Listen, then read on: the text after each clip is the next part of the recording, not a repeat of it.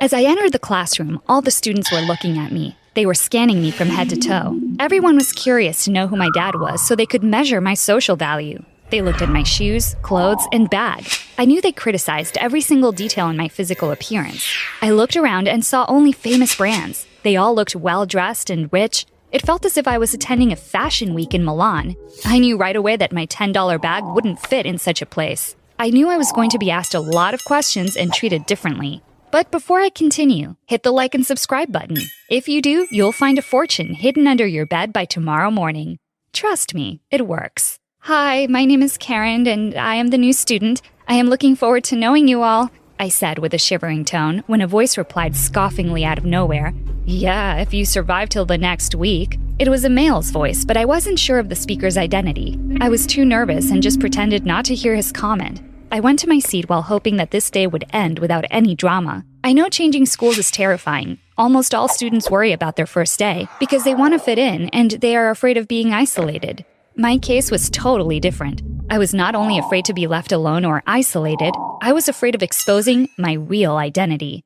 As I was taking some books out of my locker, a group of girls approached me and said, "What a nice bag," with a smirky smile on their faces. I knew right away that their intentions were to insult me because my bag looked old and cheap.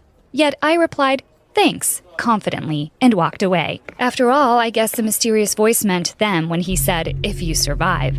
Honestly, though I tried to act normal, I was horrified. I was sure if they discovered my real identity, they would make me suffer like hell. Therefore, I decided to be careful and avoid everyone as much as possible. You see, I am not only poor, I don't even have a house. I live with my mother in a small room dedicated to servants. And yes, my mom is a maid and the family she works for was kind enough to let me stay with my mother at their house. It was better than renting an apartment. Before that, we used to live in a small rusty apartment which we could barely afford.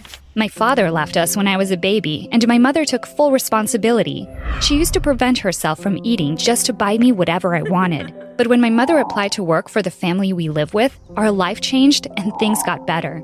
My mother and I lived with that family for 5 years, and they were very kind to us. When I turned 15, they offered me a job helping my mother with some chores. In return, they paid me good money so that I could afford my expenses, since I was going to be in high school. I was super excited and grateful for their generosity, but what I didn't expect was when Mr. Let's call him X offered me something unexpected after saving his life. Once when Mr. X was having lunch at his office and I was cleaning it, he choked and I rushed to help him and saved his life. If it wasn't for me, he would be seriously harmed or even dead. After that incident, he offered to transfer me to a private school that only elites could afford.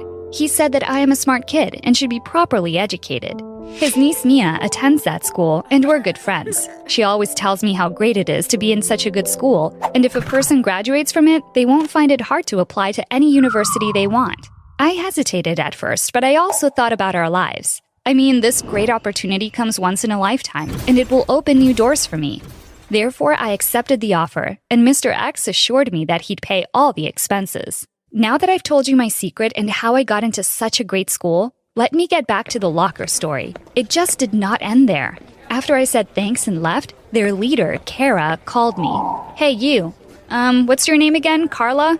"Karen," I replied. She walked towards me, asking in front of everyone, "Well, tell us about your family. What does your father do?"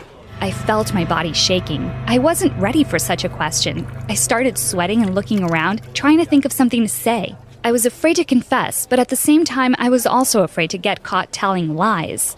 When suddenly I heard someone say, "He's a very successful businessman. He's super rich, but he spends his time abroad. And Karen likes to volunteer after school so she doesn't wear fancy clothes all the time. She's very considerate, you know." That's what Mia said while walking in our direction. That squad felt irritated by what Mia said and walked away. Mia immediately grabbed my hand and walked me outside. She apologized for lying, but she explained that if she didn't step in, those girls would eat me alive. She explained about the school system and how things work at this great school. She told me about the hierarchical triangle and what would happen if they felt that someone was different and didn't fit in with their social status. I was terrified. I mean, how could I survive in such a place? I burst into tears and wanted to just quit and get back to my old school, but I thought about my mother. Her words kept repeating themselves in my head. "I'm proud of you. You are the best daughter ever. I know you are going to be a great person in the future." These phrases pressured me to death, and I felt that my mother would be disappointed in me. So I just decided that I had to man up and fight for my future. Mia promised to help me as well. I was so relieved knowing that she'd be there for me. When I walked back to class, everyone was whispering. I knew they were talking about me, but what made things worse is when Toby approached me and asked in front of everyone to meet him outside. Toby is Kara's brother. He is a very good-looking guy and super attractive. I mean, most of the guys look good at this school, which made me wonder why almost all rich people are good-looking. I followed him like a puppy dog while wondering why he asked to talk to me privately. Why me? We stood in the hallway and he came closer to me. I felt like my heart was going to jump out of my chest at that moment. He whispered in my ear, "Wow, you're good at doing what people tell you to do. I know your little secret. I've been to Mr. X's house a couple of times, you know, and I saw you there." I froze. I didn't know what to say. I just felt like I was going to pee in my pants any minute, so I just ignored him and rushed to the bathroom before embarrassing myself even more. I closed the bathroom door and cried there. I didn't want anyone to see me.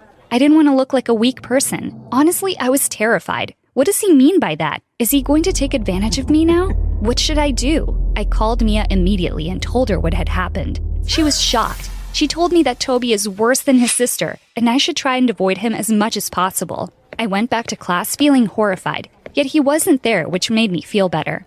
But when he entered the classroom, he kept on looking at me all the time. I was trying very hard to concentrate and avoid making any eye contact. The next day, Mia loaned me some of her stuff to look better. She thought it would distract people's attention when they realized that I was just a normal student like them. She was such a great person.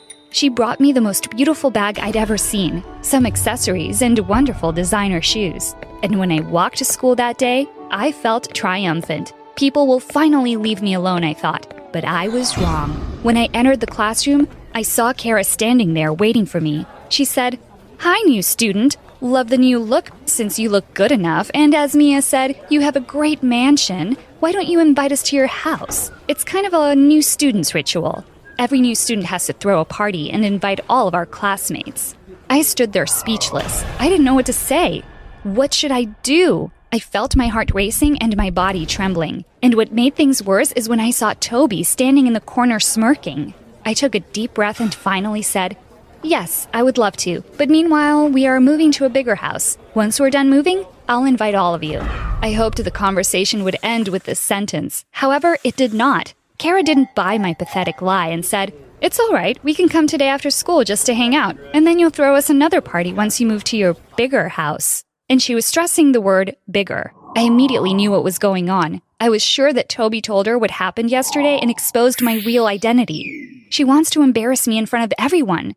I was on the edge of collapsing when suddenly Toby said, "Hey sis," and I thought about whether to pass out or run because I knew the moment Toby opened his mouth, my life was over. Yet surprisingly, he continued and said, "I don't feel like partying at her house today. I was thinking about throwing her a welcome party at our house." He walked towards me, put his arms on my shoulders, and winked at me. I immediately replied, "Yes, that would be great," while smiling anxiously. Kara's face turned red and everyone was shocked. I was shocked as well, yet desperate at the same time. But all I thought about back then was to get myself out of this mess in any possible way. During the lesson, all I thought about was Toby's reaction. I mean, why did he help me and stop his sister from embarrassing me? I glanced at him a couple of times, and every time I looked, I saw him glancing back at me. I felt a bit uncomfortable, yet I was blushing at the same time. He is so cute, and when he winked at me, my heart melted. I snapped back to reality when the teacher knocked on my desk, waking me up from my daydreaming, while telling me to wipe my drooling and pay attention. After class, I told Mia what happened, and she was shocked as well. However, she promised to help me and even suggested we go to the party together in her fancy car.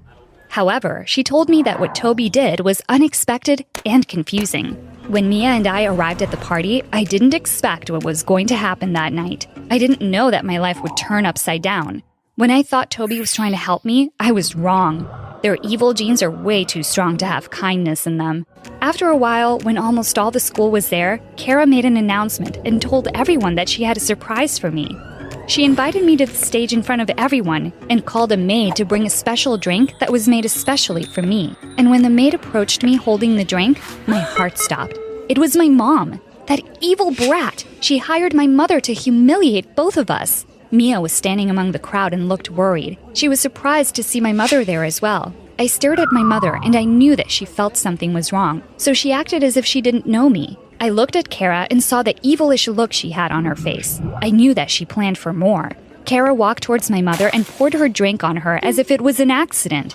That's when I couldn't take it anymore and pushed Kara away. I helped my mother clean herself up and said in front of everyone, "This woman is my mother, and I won't let anyone treat her badly. She's a maid and I am proud. She dedicated her entire life to raising me and to giving me the best life ever. Having her as my mother is worth more than all of your fortune." I grabbed her arm and walked outside with her. While heading towards the door, I saw Toby walking in my direction. He tried to approach me, but I pushed him away and said, "I was stupid when I thought you may be different." Mia followed us and drove us home. My mother and I hugged each other and cried all night. She kept on apologizing, but I told her that I was embarrassed by what I had pretended to be rather than being myself. It's not her fault. She shouldn't feel bad. It's their parents' fault. They taught them to value money over humanity. That day made me stronger. I kept on attending the same school with my thrifty clothes and cheap bag. Weirdly, no one ever mentioned anything since that day, and Kara was avoiding me all the time. Mia was the only girl who spoke to me. Though I was neglected, no one else bothered me anymore, and I managed to focus on my studies. 7 years have passed since that day. I graduated with excellent grades and got a fully funded scholarship to a respectable university, and now I have a decent job. I'm proud of what I have accomplished, and I always aspire to become better. Though my job was very good, I applied for a better position at another company. After all, I don't want to be stuck at the same place all my life. When I went to the interview, I almost fainted when I saw Toby there. He was the CEO, and the company belonged to his parents. After the interview was done, I walked out of the room and brushed the idea of working there out of my head. I headed to the elevator when suddenly I felt someone poking me. It was Toby. He said, "Hi, long time no see. How've you been?" I replied with a cold tone, "Fine," and turned around as he shocked me by saying, "I'm sorry." I remained silent for a moment, took a deep breath, and turned to his direction, saying, "It took you 7 years to realize you've made a mistake? Well done." But what he said next made me speechless. He confessed that back then, he knew who I was and wanted to protect me from his sister. Though he didn't tell her that I was poor and my mother is a maid, she somehow knew. She had hired someone to spy on me and planned to embarrass me. But she did tell Toby because she was surprised when he helped me that day. After the party, they had a huge fight, and he hasn't spoken to her till this day.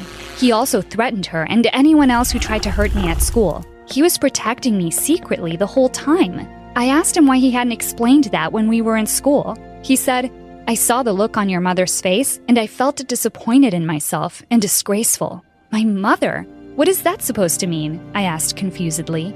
And then he said that one time when he was at Mr. X's house, he met my mother for the first time. She was kind to him and helped him with something, and he was grateful. He asked Mr. X about her, and he told him our story. Ever since that day, each time he came to Mr. X's house, he would go and meet my mother. He loved her company, and she treated him with love and respect. He added, "She was the only one who treated me as a person, not a $100 bill." He also kept watching me from a distance. He said I looked like a younger version of her, and he felt butterflies in his stomach every time he saw me. I was shocked to hear his story. He apologized one more time and said, "I've lost you once, and I don't want to lose you again, so can you please give me another chance to show you the real me?" I grinned shyly and blushed. I replied with a cute voice, "Sure, why not?"